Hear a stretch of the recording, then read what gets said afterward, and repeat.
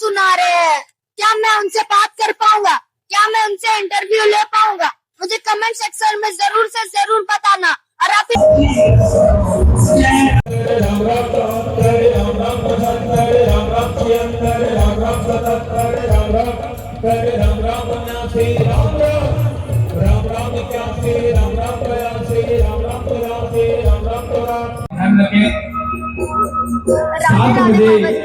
मेरा रखा हुआ है और मुझे अपने वीडियो के लिए आपसे बात करना है। क्या आप मेरे से बात करना कल चाहेंगे? बिल्कुल बिल्कुल। तो मेरे कुछ परम प्रश्न पूज्य हैं। हाँ, हम सब जग पूजा क्यों मनाते हैं? जग पूजा का क्या महत्व है? कौन सा पूजा? जग पूजा। यज्ञ का। हम जब जन्म लेते हैं तो 3 प्रकार के ऋण लग जाते हैं। जैसे हम जन्म लिए, घर में माँ के से जन्म हुआ बालक का, तो उसको 3 प्रकार के ऋण लग जाते हैं। देव ऋण, ऋषि ऋण और पितृ ऋण। 3 प्रकार के ऋण बालक को लग जाते हैं। तो जब हम यज्ञ भगवान का अर्चन करते हैं, देवताओं का अर्चन करते हैं, जैसे हम आपसे यहाँ से जा रहे हैं, लोगों से उधारी लेके गए 300 रुपए वृंदावन, तो हमारा कर्तव्य क्या होगा? जब वृंदावन पहुंचे तो जिससे उधारी लेके गए हैं तब पटाएं, तब तो हम कर्जे से मुक्ति मिलेगी। उसी प्रकार जब भगवान मनुष्य का शरीर देते हैं तो जैसे हम पृथ्वी पे आते हैं तो 3 प्रकार के ऋण लग जाते हैं। देव ऋण, ऋषि ऋण और पितृ ऋण। तो जब हम यज्ञ भगवान का अनुष्ठान करते हैं, देवताओं का अर्चन करते हैं, तो हमारे देव ऋण से हम उऋण हो जाते हैं। जब हम माता पिता की सेवा करते हैं तो माता पिता प्रसन्न हो जाते हैं।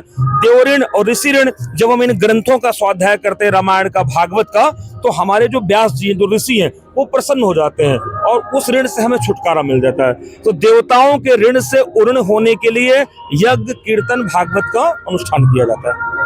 मेरा दूसरा प्रश्न है कि इंसान को सफलता और शांति प्राप्त करने के लिए क्या करना चाहिए? इंसान को सफलता और शांति प्राप्त करने के लिए लक्ष्य में, जैसे अर्जुन का एक लक्ष्य था, जब उनके गुरुजी द्रोणाचार्य जी सिखा रहे थे तो ऊपर चिड़िया थी, तो सभी को दिखाएगा कि किसको क्या दिख रहा, किसको क्या दिख रहा। तो सभी ने अलग अलग बताया। कोई बोला कि मेरे को पूरा पेड़ दिख रहा, कोई बोला पूरा चिड़िया दिख रही। लेकिन जब अर्जुन से पूछा द्रोणाचार्य ने कि आपको क्या दिख रहा, तो अर्जुन ने कहा कि मेरे को सिर्फ उसकी आंख दिख रही है, एकदम लक्ष्य में दिख रहा। तो द्रोणाचार्य ने कहा कि बाण मार दो, और अर्जुन फर्स्ट नंबर पे आ गए। तो आपका प्रश्न क्या था? प्रश्न क्या था आपका?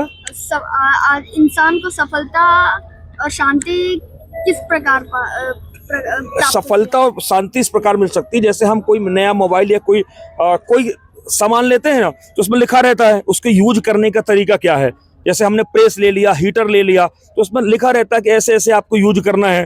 जैसे मोबाइल ज्यादा चार्ज कर देंगे तो फट जाएगा, तो सब में एक संदेश आता है। उसी प्रकार जब एक भगवान मनुष्य का शरीर हमको प्रदान करते हैं, तो भगवान भी एक मनुस्मृति के माध्यम से संविधान देते हैं कि हाँ, इस प्रकार का कार्य करोगे तो जीवन में शांति मिलेगी।